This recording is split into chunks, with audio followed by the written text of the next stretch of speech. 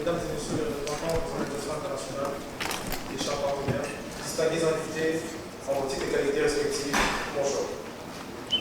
Le présent événement se situe à mi-parcours de l'agenda 2030 et à quelques mois seulement du 3e forum de haut niveau prévu à Genève en décembre 2020. C'est ainsi que cet événement offre l'opportunité, premièrement, de partager les expériences sur les actions accélératrices pour la réalisation des ODD.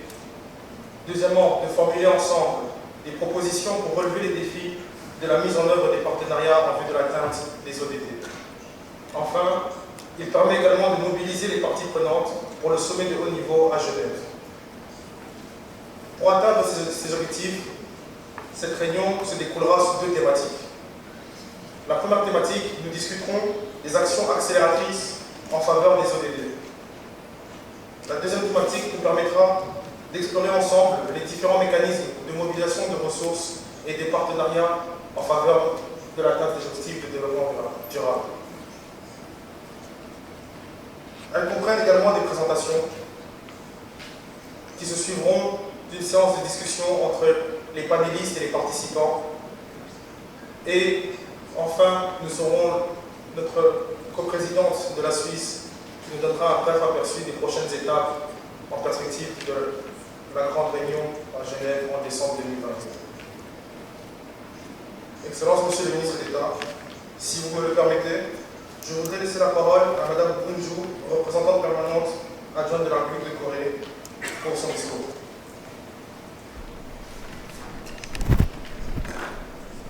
Thank you very much. Welcome everyone to this event. I'm so glad that I can finally meet you in person. This is my first in-person side event I've ever attended in 2 years. So I'm glad that you can make it. And also I understand that we have more participants joining through Zoom link. So I'd like to send my warm greetings and wishes to those who join us virtually. Before I begin my remarks, I'd like to thank His Excellency Mr. Mwando Nsimba, Minister of Planning of the Democratic Republic of CONGO, co-chair of the Global Partnership for Effective Development Cooperation, and Mr. Dominique Sen, the UNDP President Representative in the DRC, and His Excellency Mr. Carl Laganti, Ambassador and Deputy PR of Belgium, and finally Mrs. Rachel Bema, one of the co-chair of the GPDC based in New York. I'm so grateful for your participation today as thought and action leaders of the development cooperation. And I'm very honored to co-host this event together with the permanent mission of the DRC and GPDC Secretariat and the UNDP. Excellencies, colleagues, and friends, it's been over 10 years since the 4th High-Level Forum on Aid Effectiveness, which was held in Busan, Republic of Korea, which created a GPDC as the premier platform for dialogue and action to advance effective development cooperation everywhere. Since then, much progress has been made on increasing development effectiveness, while still many challenges remain and multitude of new challenges have appeared. One of the key challenges we have struggled to respond is the COVID-19 pandemic. Despite some disappointing aspects, including shortage of the vaccine supply and disrupted supply chain, however, the world has responded to the pandemic with great global solidarity, especially by increasing the amount of ODA to unprecedented record levels. With the increased ODA, many countries saw a welcome boost to their health systems, as well as other critical aspects of national sustainable development. However, the current crisis is multidimensional. It is compounded by climate change, global food and security concerns, and increasing poverty, as well as the ongoing COVID-19 pandemic. So So it is high time that the world respond with a great global solidarity again. The pandemic was the only proof that the concrete manifestation of global solidarity are not only desirable, but also absolutely necessary. I therefore hope that this trend of the increased ODA will continue into future, well beyond the pandemic. We are just at halfway in the process of implementation of the SDGs. So it is utmost important to secure enough financing for the SDGs through expanding donor base and mobilizing private finance. However, it is equally important to revisit the notion of development cooperation effectiveness and renew our commitment to that notion in our efforts to tackle all these challenges and to achieve the SDGs by 2030.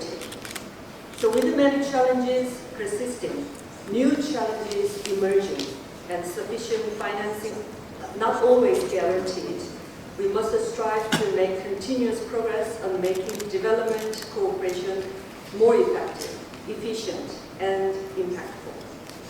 The agreed development effectiveness principles, that is country ownership, focus on results, inclusive partnership, transparency, and mutual accountability, could and should still serve as a compass for our collective efforts. So in this regard, I'd like to sincerely thank Minister Kabalo for his leadership and initiative for this side event, where all the key issues of sustainable development are to be thoroughly reviewed. So this side event is a welcome and a much-needed addition to the diverse and rich discussions of the HLP of this year. So it is also important for raising the awareness, keeping the momentum strong on the effective development cooperation agenda, and as a contribution to fulfilling the pledge of the cooperation between the UN and the GPDC. I hope that the momentum here today can continue into the 2022 Effective Development Cooperation Summit, which will be held in Geneva this year, this December. And I hope to meet you all again in person, hopefully. Thank you for your attention and also your participation. Thank you very much.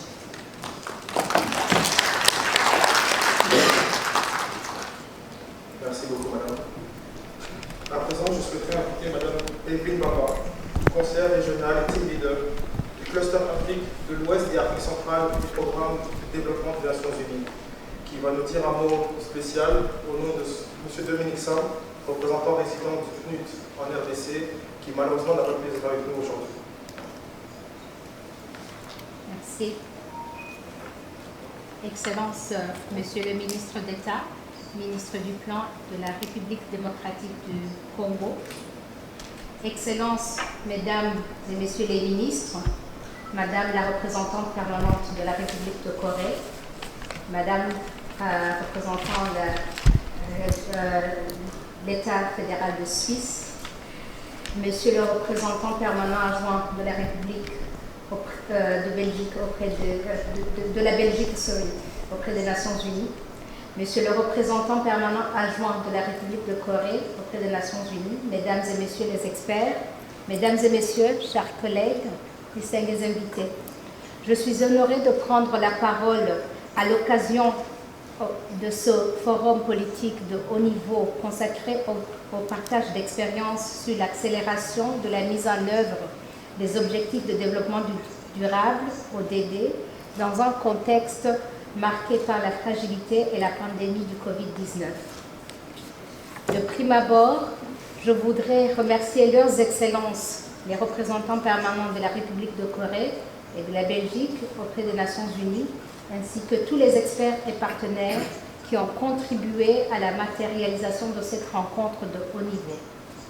Cette session constitue une opportunité pour mettre en exergue les efforts réalisés par la République démocratique du Congo pour l'atteinte des ODD et l'importance du partenariat mondial pour la coopération efficace au service du développement, ainsi que les engagements du New Deal dans les pays fragiles. With the support of the Korean International Cooperation Agency, COICA, the United Nations Development Programme has enabled the DRC to formulate and provide the following provinces with the provincial development plans, integrating the commitments of the New Deal: South Bangui, Equateur, Central Kasai, Eastern Kasai, and soon Sankuru and Lomami. This is in addition to the other 6 plans for the following provinces: Tanganyika, Maniema, North and South Kivu, including the city of Kinshasa. COICA's support has also ensured the strengthening of the partners' coordination mechanism with a view to finalizing the compact or the commitment of the partners for the implementation of the National Strategic Development Plan, NST. Mesdames et Messieurs, la RDC dispose de ce fait d'une bonne et riche expérience à partager avec les autres pays. Dans cette optique, l'appui de la COICA permet de mettre en valeur le rôle stratégique du ministère du Plan en tant que co-président au partenariat mondial. Sous son leadership, plusieurs échanges d'expériences ont été réalisés, impliquant des pays tels que la Côte d'Ivoire, la République centrafricaine et le Burundi, dans le cadre du groupe de travail conjoint OCDE+, pour l'atteinte des ODD, mais aussi la Sierra Leone, le Madagascar et l'Argentine sur la mise en œuvre du partenariat mondial et le renforcement du système de gestion de l'information sur l'aide au développement. On a là les évidences que le développement de la coopération sud-sud et triangulaire est un moyen pour les pays bénéficiaires de renforcer leurs connaissances et échanges d'expériences pour résoudre les problématiques de développement. Excellences, Mesdames et Messieurs, distingués invités, je ne saurais clore mon propos sans remercier personnellement le ministre d'État, ministre du Plan et de la République démocratique du Congo pour tout son engagement et son leadership dans l'organisation de cette session. C'est ici l'occasion de réitérer la volonté du Programme des Nations Unies pour le développement à soutenir tous les efforts des partenaires au développement visant l'atteinte des ODD en République démocratique du Congo. Je vous remercie.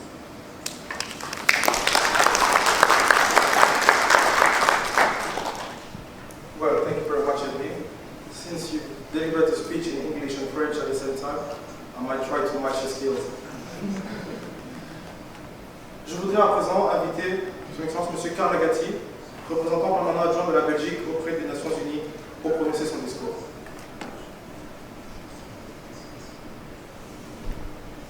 Excellences, Monsieur le Ministre d'État, Excellencies, ladies and gentlemen. I'll start by quoting the Secretary General during his remarks at the opening of the ministerial segment of the HLPF Wednesday. Our world is in deep trouble, and so are the SDGs. Time is running out, and so I would like to thank the Democratic Republic of Congo and Republic of Korea for this very timely side event on how to accelerate the achievement of the development agenda we all agreed upon in 2015, and this is a context of fragility and COVID-19. Effective development cooperation is a matter of effective partnerships and cooperation. The COVID-19 pandemic has taught us that effectiveness and flexibility are more important than ever in responding to emerging needs. This lesson holds also for the climate crisis, the food crisis, and basically all other global challenges the SDGs are aiming to address. Full delivery on the promise of the 2030 Agenda depends on a collective responsibility to bring more scale, more ambition, and more urgency in our actions. Effective development cooperation also depends on the provision of quality funding. Unrestricted core resources bring predictability, flexibility, and efficiency to the equation. Precisely what is needed to achieve greater impact in solving complex challenges. Predictability to plan and implement long-term programs, flexibility to address challenges and often rapidly changing contexts, and efficiency that comes from reducing transaction costs and thereby maximizing the resources that go to action on the ground. This is why, as a multilateral donor, Belgium continues to provide significant levels of unrestricted core resources to our multilateral partners like UNICEF, UNDP, UNFPA, WHO and ILO. Mais aussi dans notre coopération au développement bilatéral, par exemple envers la RDC qui avec environ 100 millions d'euros par an de coopération publique au développement est notre plus important pays partenaire, la Belgique met l'accent sur les principes d'efficacité tels que mentionnés par ma collègue coréenne, le ownership, l'accent sur les résultats, les partenariats inclusifs, la transparence et la responsabilité mutuelle. Dans le secteur de l'agriculture familiale, par exemple, nous avons aligné notre appui spécifiquement sur la politique de développement de la RDC et grâce à un effort conjoint et inclusif, nous avons réussi à augmenter de 26% le rendement du manioc, du riz et de l'aquaculture, ce qui, à la lumière de la crise alimentaire actuelle, est bien sûr extrêmement important pour la population locale en difficulté. Depuis le début de la pandémie de Covid-19, la Belgique a travaillé sans relâche pour que les pays à faible revenu bénéficient également d'un accès égal au vaccin contre le coronavirus. À cette fin, la Belgique, avec d'autres États membres de l'Union européenne, s'est engagée dans un mécanisme mondial d'achat et de distribution de vaccins, COVAX. La Belgique a soutenu COVAX indirectement à travers de notre contribution au budget de l'Union européenne, le premier donateur mondial d'aide au développement, mais aussi par un financement direct de 9 millions d'euros en 2021. Ainsi, plus de 10 millions de doses belges ont été attribuées avec un soutien financier supplémentaire de 3 millions d'euros pour le transport et l'accompagnement du matériel médical sur place. Les efforts de COVAX n'offriront évidemment pas une couverture suffisante à l'ensemble de la population mondiale. Il s'agit d'une solution à court terme. C'est la raison pour laquelle mon pays a investi dans des solutions structurelles à long terme. Pour améliorer l'accès au matériel médical, nous avons accéléré au sein d'une approche Team Europe les investissements dans le lancement de la production locale, par exemple au Sénégal, au Rwanda et en Afrique du Sud, et dans le partage des technologies et des compétences avec l'Afrique. La Belgique finance à cet effet l'Organisation mondiale de la santé à hauteur de 8 millions d'euros, dont 4 millions sont destinés au démarrage d'un tel Technology Hub en Afrique du Sud.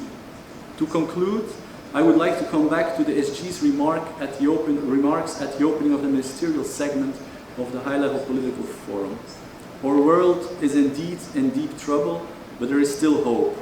We are far from powerless, and through effective development cooperation, we can come together around solutions for sustainable development, for rebuilding better, and for achieving the SDGs. I thank you, and I'm looking forward to the discussion today.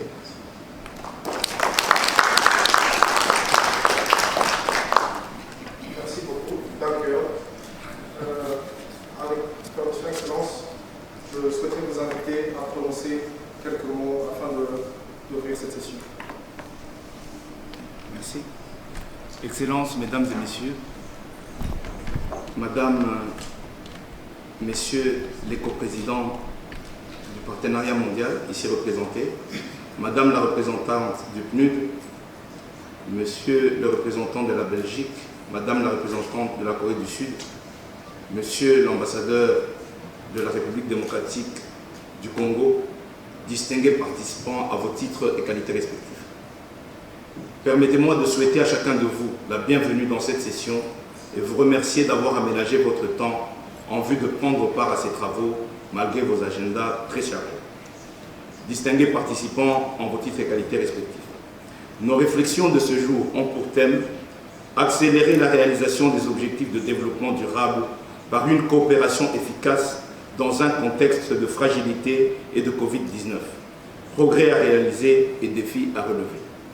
En effet, à mi-chemin de l'horizon 2030, les constats faits sont les suivants. Seuls de faibles progrès des cibles des ODD ont été observés au niveau mondial, ce qui ne laisse pas entrevoir la réalisation à terme des ODD, d'où l'intérêt d'identifier les actions accélératrices de leur mise en œuvre avec une attention particulière sur le contexte de la Covid et de la fragilité. Les principes de coopération efficace convenus pour soutenir la mise en œuvre des ODD ont enregistré une très faible application au niveau des pays, ce qui justifie le nouvel élan du partenariat mondial et la concentration du travail sur la coopération efficace qui sera endossée au prochain sommet de Genève sur le partenariat mondial et la coopération efficace.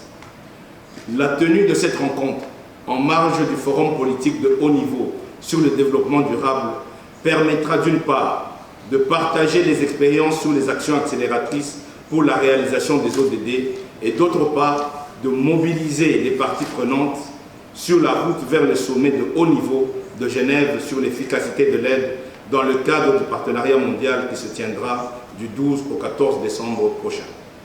Les défis et recommandations qui seront soulevés ici pourront servir de contribution au document final du prochain sommet sur le partenariat mondial.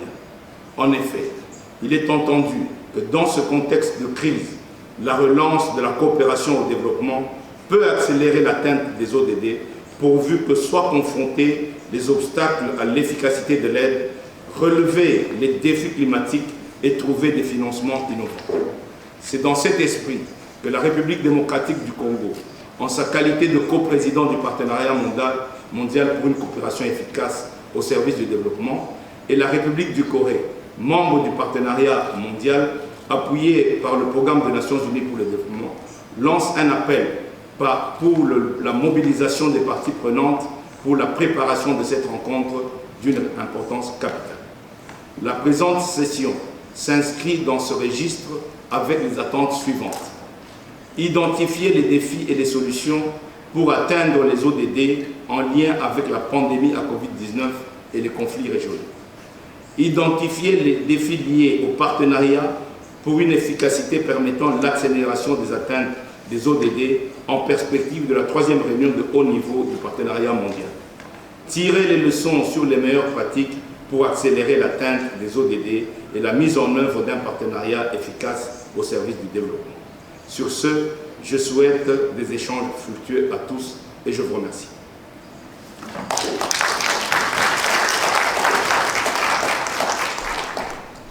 Merci Excellence pour ces mots qui reflètent l'importance de cet événement et de cette rencontre. Nous allons ainsi commencer avec le premier thème, qui nous permettra de discuter sur les actions accélératrices en faveur des ODD. Pour débuter, j'ai l'honneur d'inviter son Excellence Dr Rania Al-Machad, professeur d'économie et ministre de la coopération internationale de l'Égypte. Elle a précédemment été ministre du Tourisme et a accumulé de nombreuses expériences au sein d'institutions internationales. Merci de l'applaudir.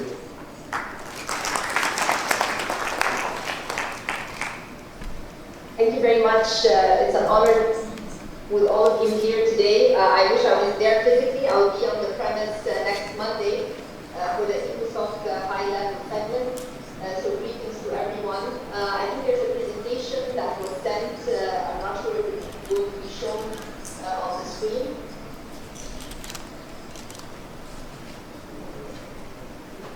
Okay, great. Thank you very much. I thought that it's very important that a few points were already made by the honorable representative from Korea, and also the UNDP representative of CONGO, and I thank the joint effort to put this together. I believe that the governance for sustainable results will go over that very quickly, and it was very clearly identified in what our colleague from Korea mentioned.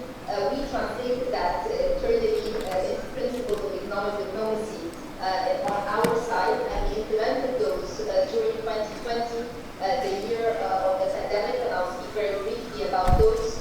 And then how we moved forward on a number of SDGs, particularly the one on climate change, and then what we are going to be doing to be able to fill in the gap between now and 2030, particularly when we come to just financing, and that is related to the energy transition. If we can go to the next slide. Next. Yes, so of course the governance of sustainable results, if we take a look at the Global Partnership for Effective Development Cooperation, in 2011 this was an extremely important beginning of the governance of how we can together identify what needs to be done and also create very important monitoring mechanisms. And then that was followed in 2011 HANA principles, which also opened up additional scope for being able to look together at how we move forward on the SDGs. Next.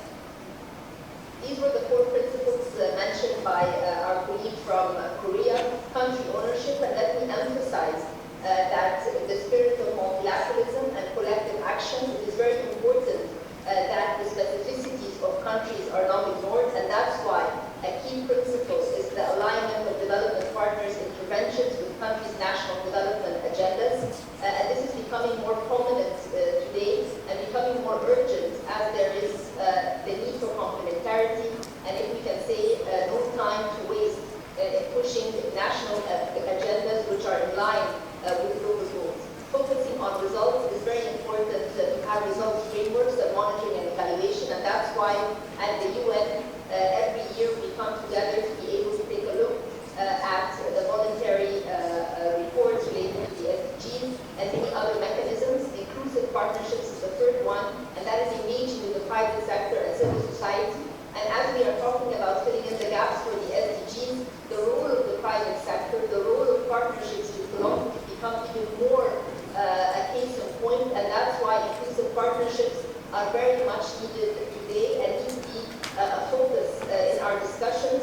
Finally, transparency and mutual accountability, and here the accessibility to the information on the relationship between development partners and countries needs to come into play. And I'm going to focus in what comes next on what we have done in Egypt to translate all of this into principles of economic diplomacy. There are 3 key principles. We engage with our development partners to multi-stakeholder platforms to ensure that there is complementarity, that there is no redundancy in the different projects that are financed to achieve the SDGs. We have done something very novel, which is to map each and every dollar of ODA to the SDGs. And I'm going to show how this was done, and that this information is also available on our website so that there is full transparency in terms of where the dollars are going, which SDGs are being fulfilled, and in which parts of the country, and how that is in line with the country's 2030 agenda. And then finally, a global partnerships narrative to try and create a language that reflects the inclusive partnership that we have with the different stakeholders. So this is really a multi-stakeholder engagement framework. We started this at the beginning of 2020, and it has yielded very important results, which I will also show. Next. This is just why we do this, because we want to maximize the socio-economic returns from ODA. We want to ensure the alignment of development interventions with national objectives as well as with the SDGs, and we want to enhance the management of development cooperation for the better implementation of development projects within Egypt. But our very honorable representative Congo mentioned the importance of triangular cooperation, the importance of South-South cooperation, and that's why the framework that we have can be replicated in other countries. We have with the UNDP an academy that we have started as a part of the global UNDP academy, and in that there's going to be an opportunity to also share how we have done this as a country experiment or a country case with other groups. Next. The first principle, multi-stakeholder platforms. There is a lot of detail in the presentation which I will not go through, but next if we go to the ODA, the mapping of the ODA to the SDGs. Next please. These are the principles of the platforms: inception, initiation, design, actualization, review and refinement, and staging and sustainability. These are the steps that we go through in order to create the framework for our multi-stakeholder platforms. Partenaires. Et ce partenariat, bien sûr, passe par le respect des 4 principes du partenariat et principalement l'agrément. Donc nous en profitons pour vous remercier pour ce petit rappel. Excellence, Monsieur le Ministre d'État, Mesdames et Messieurs les ambassadeurs, représentants des relations internationales, nous avons entendu avec beaucoup d'attention les uns et les autres la partie civile, la partie étatique, le secteur privé, et nous avons pu récolter à travers chacune des interventions des recommandations riches qui nous permettront à chacun de préparer pour le forum de haut niveau à Genève Si vous le permettez, Excellence, nous voulions écouter votre co-président, la représentante de la Suisse, pour nous donner quelques brefs mots sur les prochaines étapes en perspective du forum de haut niveau. Ensuite, un mot de clôture sera prononcé par votre autorité. Et enfin, nous prendrons une photo de famille. Merci. Je vous remercie beaucoup. Excellence, Monsieur le ministre d'État, Mesdames et Messieurs, merci beaucoup de me donner la parole aujourd'hui. Je parle au nom de l'ambassadeur Thomas Gass, co-chair du partenariat mondial. I thank the co-hosts of the Democratic Republic of Congo and also the Republic of Korea for organizing this meeting today, and thank all distinguished speakers for sharing their information. Taking place at the midst of the 2030 agenda, Switzerland is hosting the 2022 Effective Development Cooperation Summit as a hybrid event in Geneva from 12th to 14th of December this year. This event will allow the international community to take stock and continue to promote commitment to the 4 principles of effective development cooperation, which are first, the country ownership, second, inclusive partnerships, third, focus on results, and fourth, mutual accountability and transparency. They are an important basis of how we work together in order to achieve the ambitious SDGs. At the start of the year, the postponement of the LDC5 conference was a glaring reality of how COVID has continued actually to impact millions of people. The summit in Geneva comes at a critical time. This new era of challenges require us all to really trust and transform the way we work together.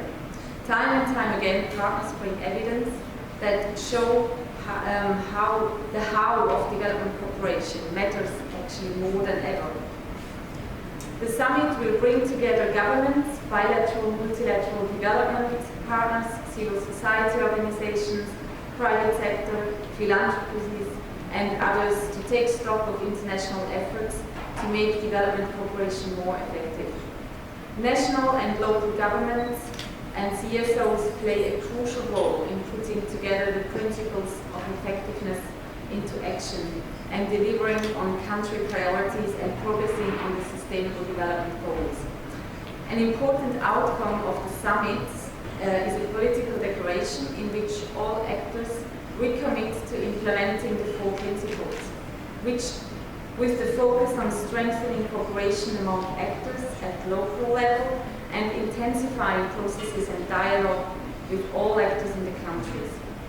There is also the adoption and launch of the reformed monitoring of the effectiveness principles. This important instrument will strengthen accountability, learning and exchange at country, regional and global level among all actors. Effective development cooperation has a link to many multilateral processes and themes, and therefore the Global Partnership for Effective Development Cooperation launched the Road to the Summit early this year. In the Road to the Summit, effectiveness-related issues and the mobilization for partnerships in the summit are presented and discussed in various multilateral contexts. A series of events leading up to the ministerial summit took place, such as, for example, at the Financing for Development Forum in April, where stories of effective financing were shared. The partnership also links up to the Doha Program of Action, adopted earlier this year, where partners committed to make development more effective and predictable for LDCs, many of which are fragile states. During another HLPF side event last Wednesday, trust-based partnerships between national and local actors were discussed. In the road ahead to the summit in December, we look forward to engaging many more stakeholders and invite you to speak up and engage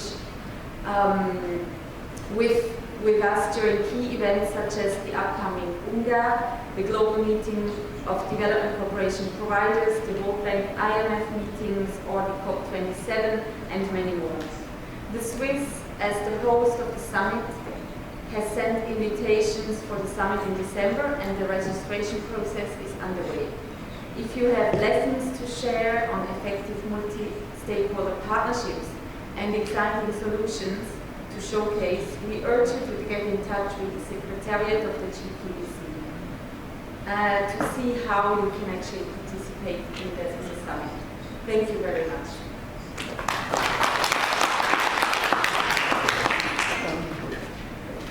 Thank you, Ms. Mayor. Now, I give closure speech to His Excellency, Mwando Nsimba. Mesdames et Messieurs, Excellences, distingués invités en vos titres et qualités respectifs, c'est un honneur renouvelé pour moi de prendre encore une fois la parole devant vous pour procéder à la clôture de cette réunion de haut niveau sur la marche vers l'atteinte des ODD co-organisée par la République démocratique du Congo et la République de Corée dans un contexte de crise multiple exacerbant les inégalités entre les peuples. À travers cette réunion, les organisateurs ont eu à cœur d'associer quelques partenaires au développement afin de réfléchir sur les voies et moyens susceptibles d'accentuer les efforts pour l'atteinte des ODD à l'horizon 2030. Je tiens ainsi à réitérer à toutes et à tous mes remerciements pour votre disponibilité et exprimer ma reconnaissance à l'endroit de chacun de vous pour la qualité des présentations. La réunion de ce jour a été l'occasion de mobiliser les différentes parties prenantes au niveau de nos pays et entités respectifs afin de maintenir un dialogue ouvert sur la manière de travailler ensemble en perspective du sommet de haut niveau sur la coopération efficace au développement qui se tiendra à Genève, en Suisse, du 12 au 14 décembre 2020. Mesdames et messieurs, sur le chemin qui nous mènera au prochain sommet de Genève, nous aurons partagé sur nos expériences et les bonnes pratiques sur comment relever les défis dans l'atteinte des objectifs de développement durable. Ainsi, enfin, notre rencontre de ce jour, que vive le partenariat mondial pour une coopération efficace au service du développement. Je vous remercie.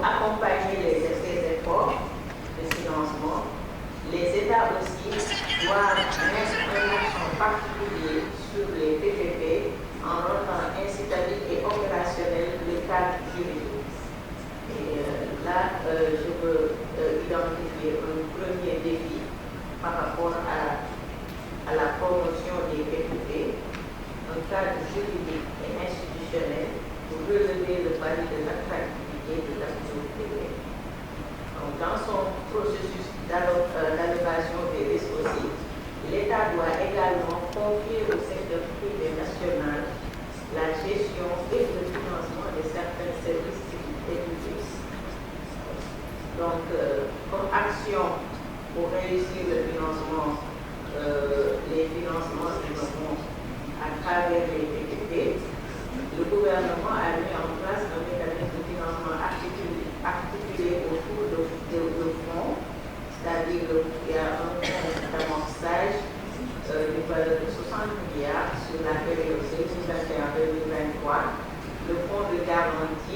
et un fonds d'appui au secteur privé.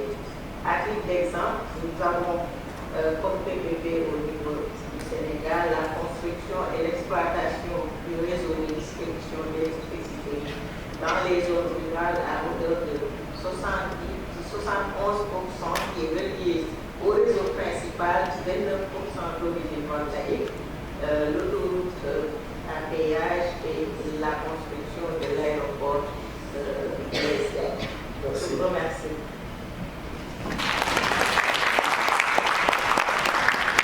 Merci pour ce partage d'expérience. Merci docteur et madame Hawa, merci pour vos expériences. Nous retenons donc que pour réussir le financement innovant et combler le cap de financement, nous devons recourir à un certain nouveau mécanisme de financement tel que le partenariat public-privé. Malheureusement, ces différents mécanismes demandent beaucoup d'efforts de la partie gouvernementale, notamment comme le Sénégal vient de l'illustrer. Il faut mettre en place des cadres fédérateurs, il faut mettre en place des lois, il faut mettre en place des cellules qui accompagnent ces mécanismes de financement. Et comme l'a dit le docteur plus tôt, il faut également partager les risques, partager les investissements, partager les garanties, mettre en place des réformes du système bancaire pour encourager justement ces nouvelles formes de financement et de développement. À présent, nous avons entendu les expériences de la Corée et du Sénégal. Je souhaiterais donner la parole à Mme Rachel Loubois, présidente de l'initiative de la société civile pour les éditeurs Côte d'Ivoire, qui cumule beaucoup d'expérience dans la promotion de l'inclusivité, le respect des droits des femmes et des enfants, et surtout des cas défavorisés. Nous pourrons enfin partager avec nous l'expérience de la Côte d'Ivoire en matière de dialogue multipartite. Madame Rachel, merci. Merci beaucoup. Excellence, Excellence, Monsieur le ministre d'État du Plan, Mesdames et Messieurs les représentants des missions diplomatiques auprès des Nations Unies, Mesdames et Messieurs, avant notre propos, nous voulons remercier le PNUD siège, PNUD Côte d'Ivoire et RDC, et surtout le gouvernement RDC de nous avoir associés à cet événement parallèle en marge du forum politique de haut niveau 2022 qui porte sur le thème dont a parlé tout à l'heure Monsieur le ministre d'État. Mais dans ce cadre, il nous a été demandé de parler du mécanisme de dialogue multipartite pour l'accélération de la mise en œuvre des ODD. Mesdames et Messieurs, notre intervention va porter sur deux points. Le premier point concerne le mécanisme de dialogue multipartite pour l'accélération de la mise en œuvre des ODD. Et le deuxième point, nous allons vous donner quelques informations sur les activités que notre organisation a menées.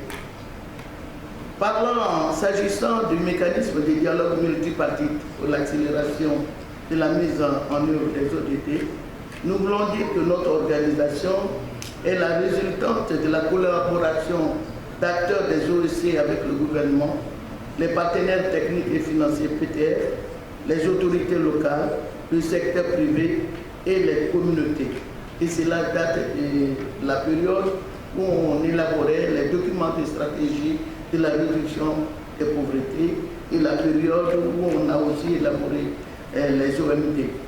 Alors cette longue expérience nous a fondé dans notre démarche, celle de contribuer pleinement à la mise en œuvre de l'agenda 2030 et de ses 17 ODD.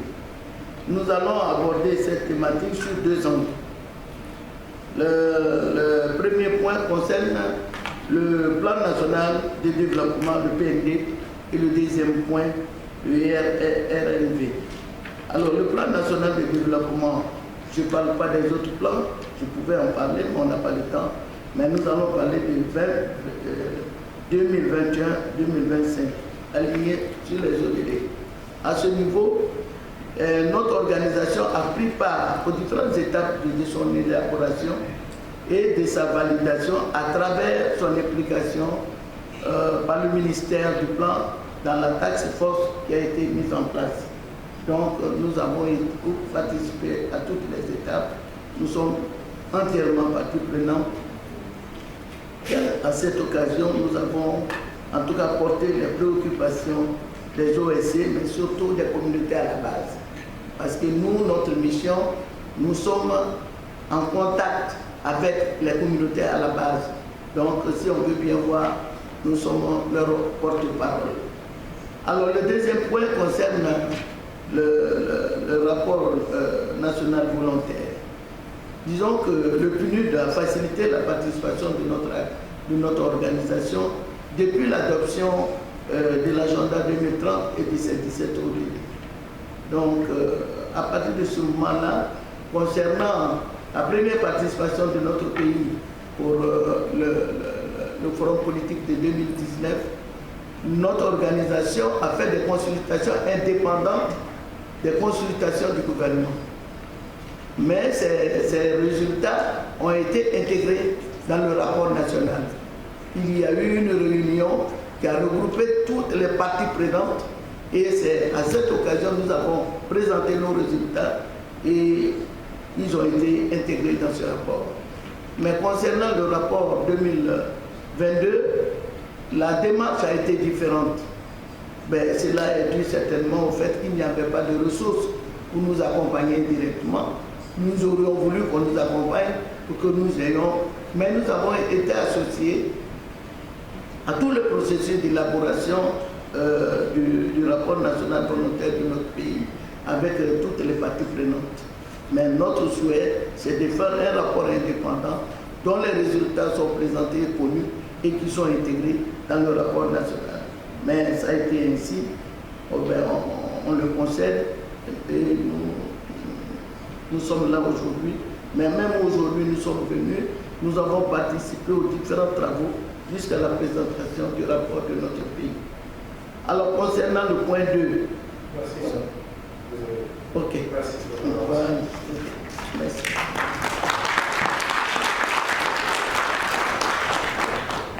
Comme vous le constatez, la réflexion sur l'utilisation de ressources et le partenaire efficace qui prend beaucoup de temps. Nous avons entendu le Sénégal, la Corée, la société civile. Il serait également intéressant d'entendre un peu les honneurs. Ainsi, je vais donner la parole à M. Daniel Kirev afin de nous faire une présentation. Merci de respecter le temps. Je vous remercie. Many thanks. Dear State Minister, Excellencies, many thanks notably to the Democratic Republic of Congo and the Republic of Korea for associating the European Union to this event for these very crucial discussions. Obviously, from a European perspective, we very strongly believe that effectiveness is and has been an accelerator of development impact. We know that when donors' support is in line with partners' countries' own efforts, when it is delivered through their institutions and systems in support of national priorities, the impact is much bigger, faster, and more sustainable for everybody. And the overall development is strengthened.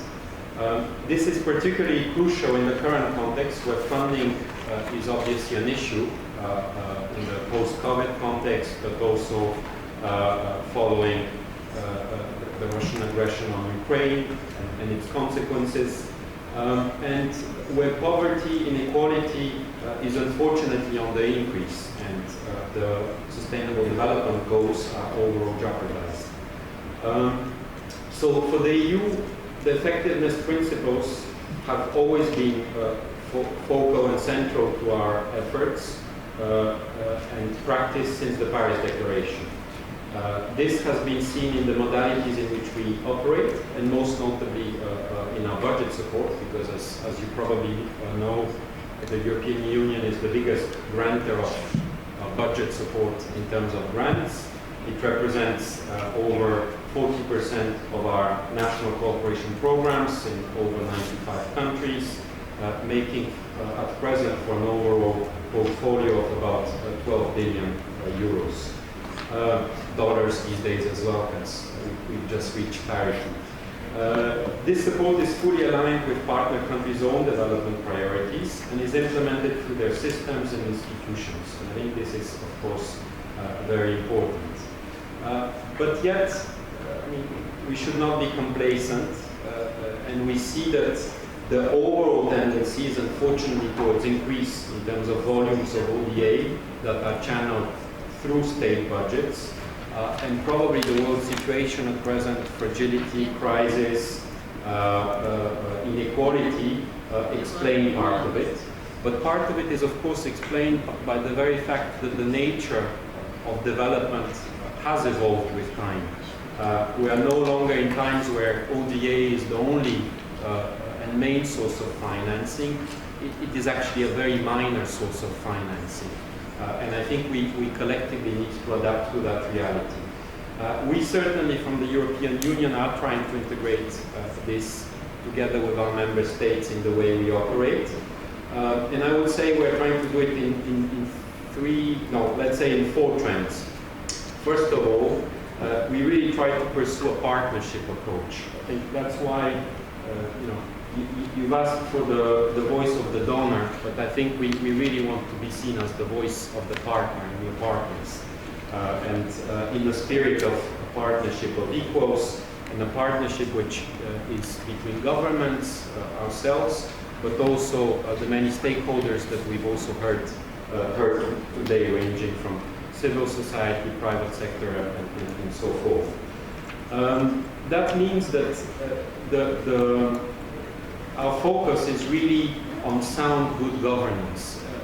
I don't think there's any case of development where ODA by itself has shifted things around in any given setting. It's really about sound governance and good policy choices.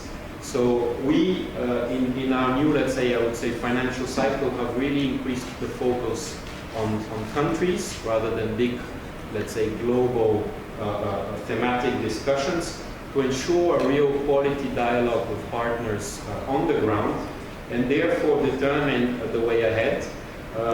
We've also tried to focus on priorities much more strongly of the countries and stakeholders at hand.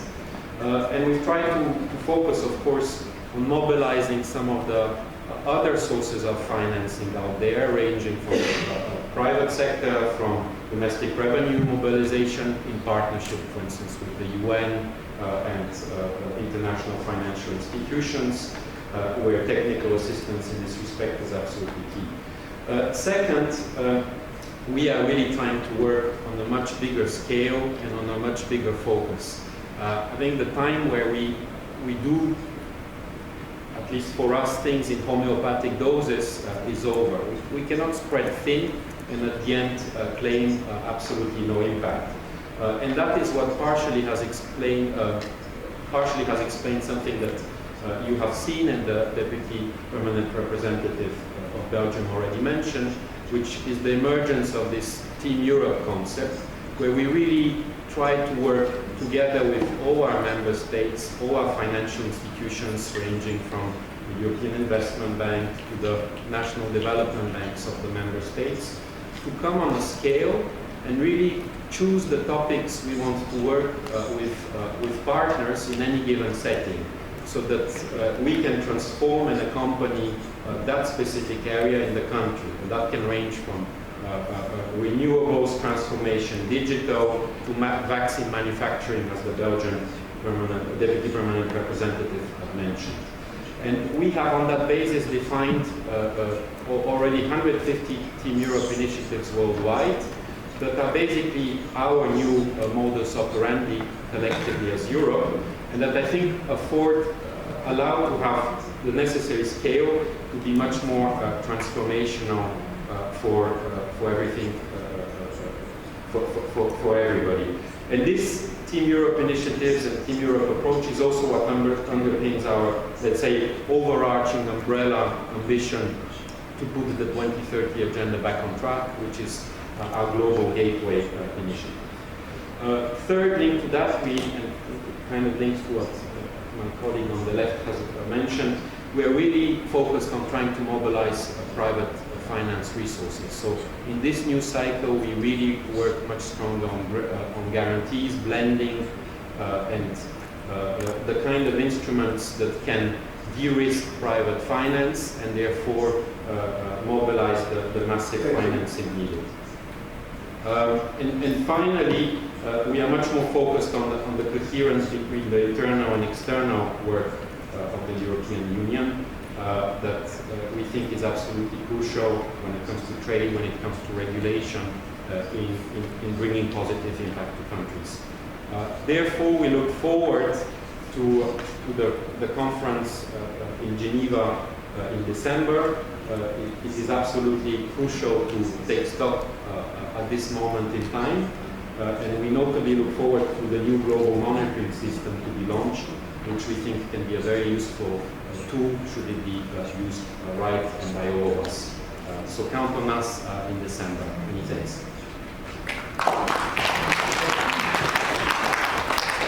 Merci beaucoup, Monsieur le Directeur.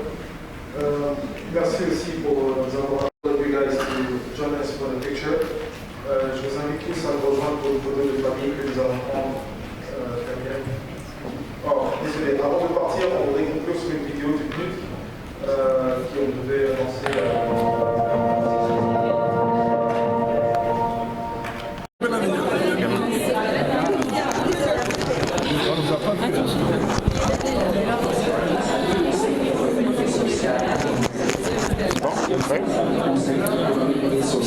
Oui. Non, on peut pas aller le saluer. Hein. Excellence, nous êtes honorés par votre présence.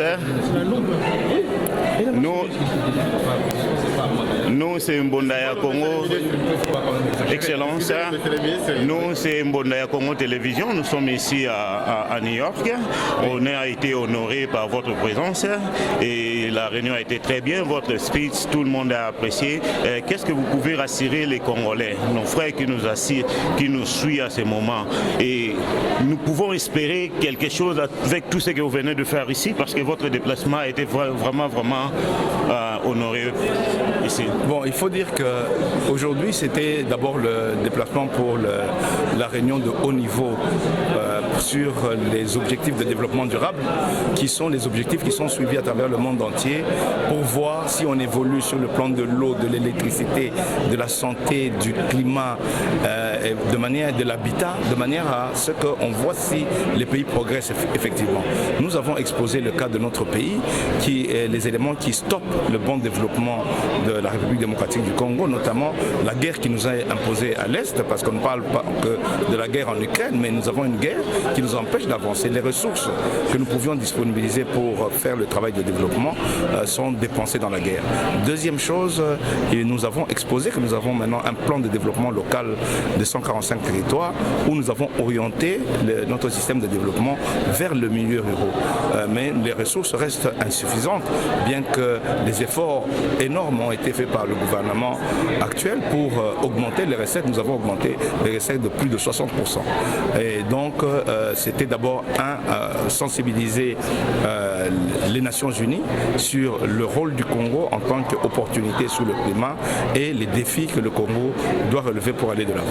Et la réunion d'aujourd'hui, dans laquelle vous avez participé d'ailleurs, ça concernait justement le partenariat mondial. Parce que nous cherchons à ce que lorsque les pays sont aidés, lorsqu'il y a un partenariat, mais que le partenariat soit efficace. Et notamment l'alignement des partenaires à la politique intérieure de développement de chaque pays. Parce que nous voyons que les partenaires viennent dans les pays et font ce qu'ils veulent. Et nous avons, comme je suis coprésident mondial de ce partenariat, c'est comme ça que nous avons fait cette réunion. Vous voulez demander qu'est-ce qu'on peut attendre de ça? Parce qu'il y en a eu beaucoup de réunions. Oui, je pense que c'est d'abord faire porter la voix de la République démocratique du Congo, qui a été beaucoup salie sur le plan international. Avec ce genre d'organisation, comme l'organisation que nous avons de présider aujourd'hui, nous revenons en première ligne comme un pays sérieux au niveau international. Ça, c'est d'abord la première chose. La deuxième chose, vous devez savoir que nous ne pouvons pas seulement compter sur les autres. Nous ne pouvons pas accepter que les autres nous dominent internationalement, mais nous devons d'abord compter sur nos propres efforts. Donc, c'est plus aussi, non seulement la sensibilisation, mais faire respecter nos pays, faire écouter la voix de notre pays au niveau international, c'est très important. En tout cas, merci beaucoup, Excellence. Banambo comme Soubalo Lingala, la Narona Tevena Lingala, moi, ministre, Lingala, comprendre le français, nous copier sur espoir par rapport à Bassis au Salema à niveau États-Unis, dans les Nations Unies précisément. Bassis au Salema, Mutuna, Italie plus objectif, il y a développement durable. Objectif, on a 17, il fallait expliquer na ONU et le CONI au niveau de la République démocratique du Congo. Biso te bisi bango que avancement ezali moins moké, mais avancement na biso ezokende mbangute po toza depuis 25 ans toza en guerre. Il faut basa isabiso guerre wana esila. Deuxièmement, tolié ko ebisa bango que toza na ba moyen, mais ba moyen na biso ezokokate. Il faut toza a besoin ya complément, ya ba moyen au niveau ya ba partenaires internationaux. Kutu na réunion touti ko sala na ba partenaire to ebisi bango que partenariat eza bien, mais ezala kamalamu pe bayo ke la kape biso pour la kosala politique oyo bana mboka bazo senga. Na kanisi eloko makasi eza wana eza retour ya voix ya Congo na milieu international pour mongongo à Congo et ici ekufaki. Donc lelo te remettre au devant mboka na biso, je crois que c'est le plus important parce que ce qui va komi ko ya biso to kanisi to kosi sa makambo ebele. Merci beaucoup, Excellence. Merci pour votre temps. Merci. Nous vous présentons maintenant et vous venez de suivre l'Excellence, ministre d'État, ministre du Plan, et qui nous a fait l'honneur de répondre un tout petit peu à notre micro. Et vous allez voir les suites de tous les événements, comment ça va se dérouler. Nous sommes vraiment honorés pour sa présence et puis merci à la prochaine occasion. Bye bye.